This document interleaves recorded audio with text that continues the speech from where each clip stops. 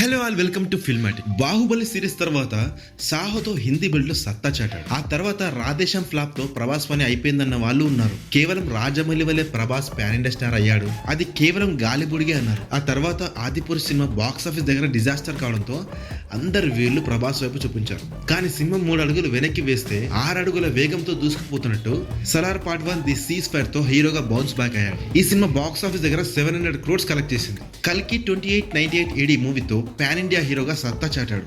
మొత్తంగా మన దేశంలో వరుసగా తన సినిమాలు ఫ్లాప్ అయినా బాక్స్ ఆఫీస్ దగ్గర సత్తా చాటుతున్న ఏకైక పాన్ ఇండియన్ స్టార్ ప్రభాస్ అని చెప్పాలి. ఇక ఎన్టీఆర్, రామ్ చరణ్, అల్లు అర్జున్, యష్ లాంటి స్టార్స్ వాళ్ళ నెక్స్ట్ ప్రాజెక్ట్స్ తో పాన్ ఇండియన్ స్టార్స్ ప్రూవ్ చేసుకోవాల్సిన అవసరం ఎంతైనా ఉంది. ప్రభాస్ మాత్రం ఇండియన్ బాక్స్ ఆఫీస్ లో కంటిన్యూగా తన సినిమాలతో రూల్ చేస్తూనే ఉన్నాడు. తాజాగా కల్కి మూవీ బాక్స్ ఆఫీస్ దగ్గర 1000 crores గ్రాస్ వసూలు రాబట్టి మరో బెంచ్ మార్క్ ని క్రియేట్ చేసింది. బాహుబలి 2 తర్వాత ప్రభాస్ కెరీర్ లో సెకండ్ 1000 crores సినిమాగా ప్రభాస్ మరో రికార్డ్ క్రియేట్ చేశాడు. సౌత్ ఇండియన్ ఫిలిం ఇండస్ట్రీలో 2,000 కోట్ల గ్రాస్ వసూలు రాబట్టిన హీరోగా ప్రభాస్ సరికొత్త రికార్డ్ క్రియేట్ చేశాడు. మొత్తంగా 1000 కోట్ల వసూలు రాబట్టిన సినిమాల్లో 7వ చిత్రంగా నిలిచింది. కల్కి సక్సెస్ తో ప్రభాస్ అప్కమింగ్ ప్రాజెక్ట్ పై భారీ అంచనాలు నెలకొన్నాయి. మీ comments on this please share me.